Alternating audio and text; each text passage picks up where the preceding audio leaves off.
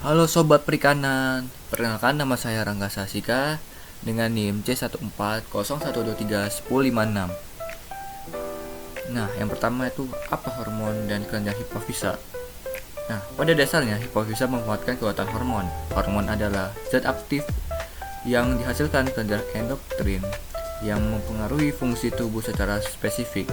Dalam konteks reproduksi ikan, salah satu organ utama yang menghasilkan hormon reproduksi adalah kelenjar hipofisa atau pituitary gland. Kelenjar ini terletak di bagian depan otak, dikelilingi oleh lekukan tulang yang disebut sella turcica.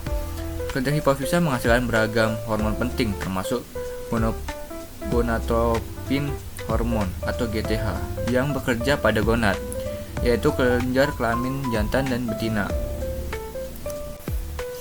Mengapa hipofisa dilakukan?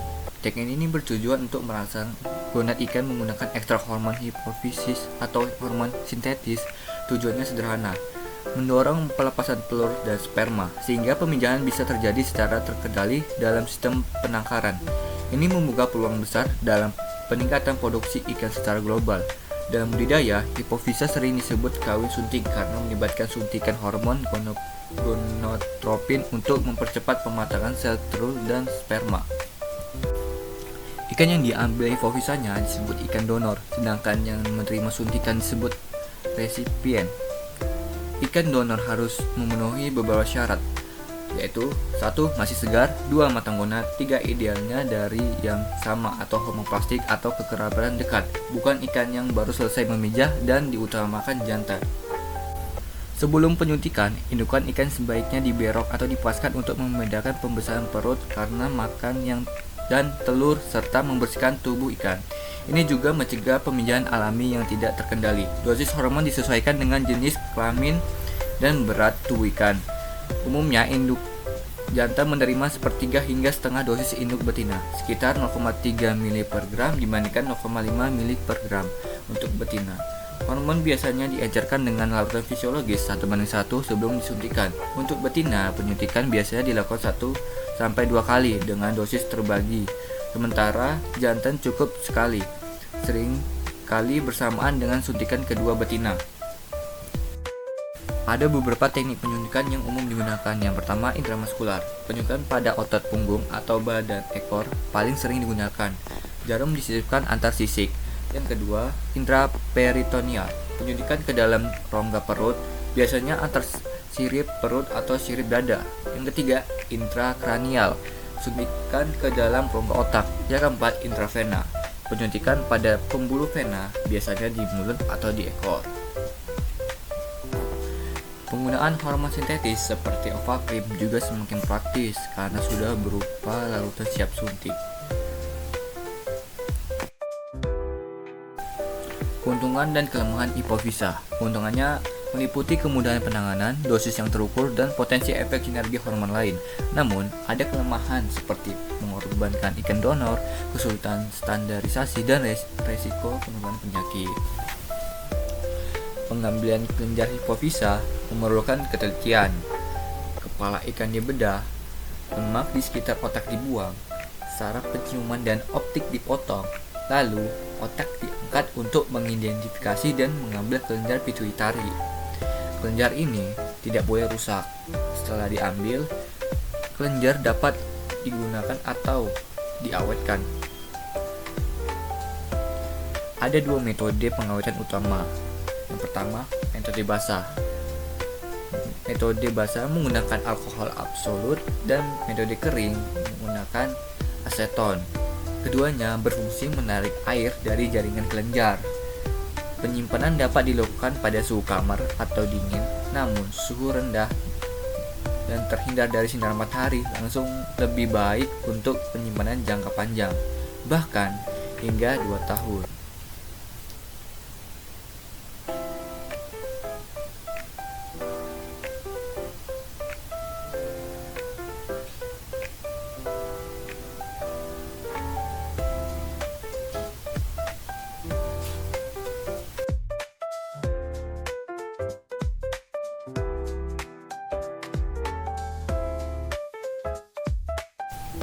Nah, seperti ini pengambilan kelenjar hipofisa pada bagian kepala yang akan dibedah.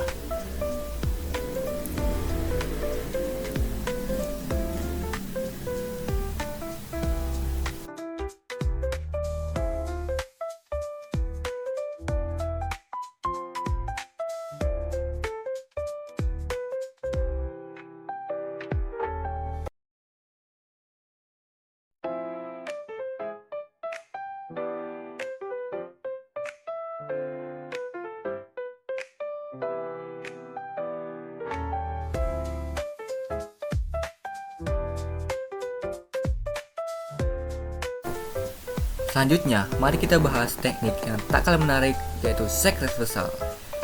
Ialah mengubah jenis kelamin ikan secara buatan. Seks reversal adalah teknik pembalikan jenis kelamin saat diferensiasi kelamin ketika otak dan embrio masih dalam keadaan bipotential. Perubahan ini akan sempurna jika dilakukan pada awal hingga berlanjutnya proses diferensiasi kelamin. Tujuannya adalah untuk menghasilkan populasi ikan dengan jenis kelamin tunggal yang sering kali memiliki laju pertumbuhan lebih cepat atau ukuran yang lebih seragam.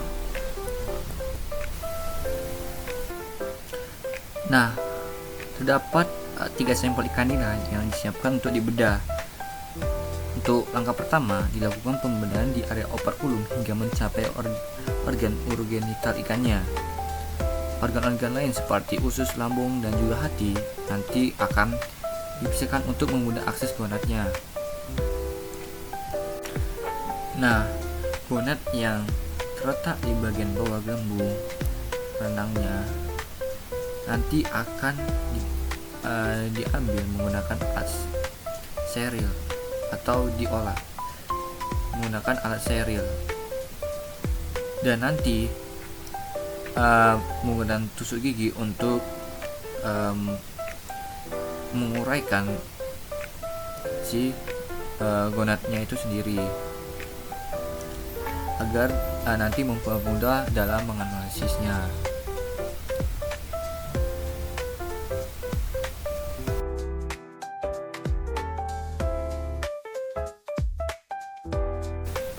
Nah, berikut proses pemotongannya seperti ini, teman-teman.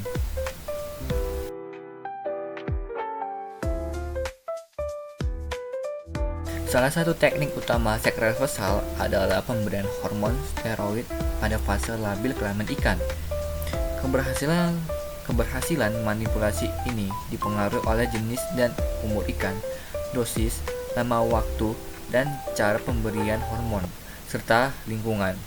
Hormon steroid sintetis seperti 17-almetil testosteron atau MT banyak digunakan untuk maskulinisasi, khususnya pada ikan nila.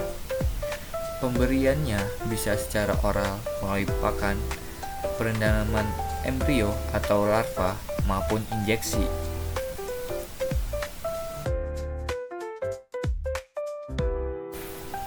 Selain hormon steroid, diferensiasi kelamin juga dipengaruhi oleh ekspresi gen yang menghasilkan enzim aromatase. Enzim ini mengkatalisis perubahan androgen menjadi estrogen, dan aktivasinya berkorelasi dengan pembentukan gonad. Aktivasi aromatase yang rendah cenderung membentuk testis, sedangkan aktivasi tinggi membentuk ovari. Untuk menghasilkan ikan jantan, kita dapat menggunakan aromatase inhibitor yang menghambat kerja enzim aromatase sehingga menurunkan konsentrasi estrogen dan mendorong maskulinisasi. Contohnya pada ikan nila, penambahan aromatase inhibitor jenis vanrozole pada pakan dapat menghasilkan hampir 100% ikan jantan. Untuk memverifikasi keberhasilan seks reversal, kita bisa melakukan pengecekan kelamin menggunakan metode acetokarmin. Larutan pewarna acetokarmin digunakan untuk mewarnai gonad. Di bawah mikroskop, sel bakal sperma terlihat seperti titik-titik kecil, sementara sel bakal telur tampak sebagai bulatan besar dengan inti di tengah dan sitoplasma berwarna merah.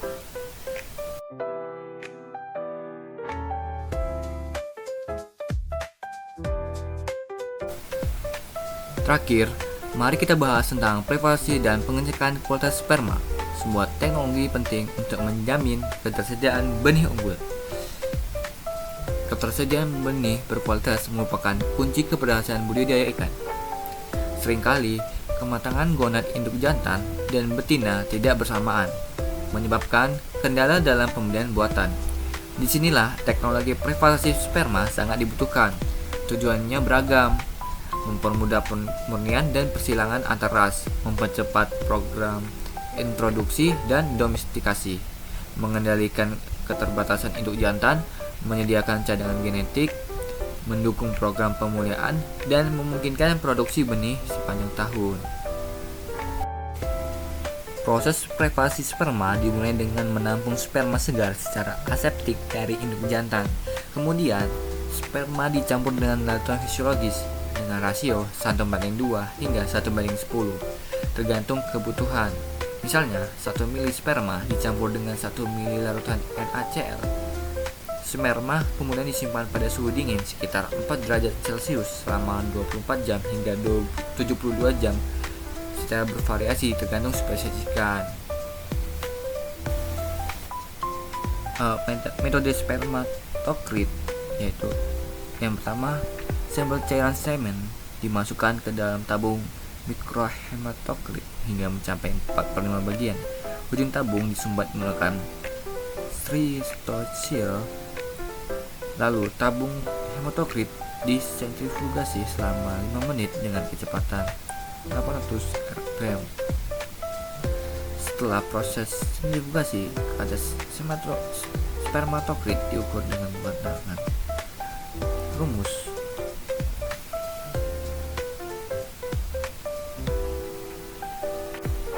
kadar spermatokrit sama dengan pada cairan semen per total cairan semen dikali 100.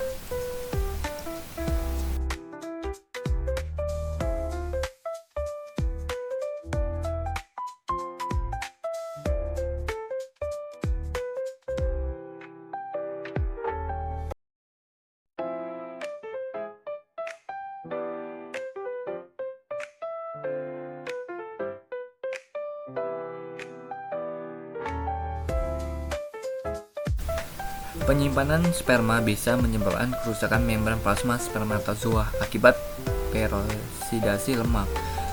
Antioksidan berperan penting mencegah kerusakan ini. Salah satu faktor krusialnya adalah bahan pengencer. Media pengencer harus mampu menunjang kebutuhan dan fungsi fisiologis spermatozoa, tidak bersifat toksik, dan melindungi dari stres suhu rendah.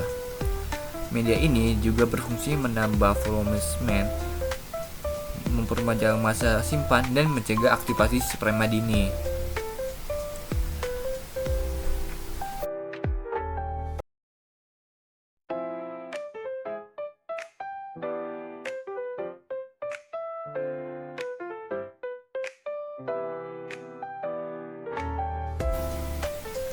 Kualitas sperma harus terus dipantau selama penyimpanan. Beberapa indikator penting meliputi 1. Motilitas sperma. Penilaian gerakan maju spermatozoa di bawah mikroskop dipresentasikan dari 0% hingga 100%. Yang kedua, viabilitas sperma.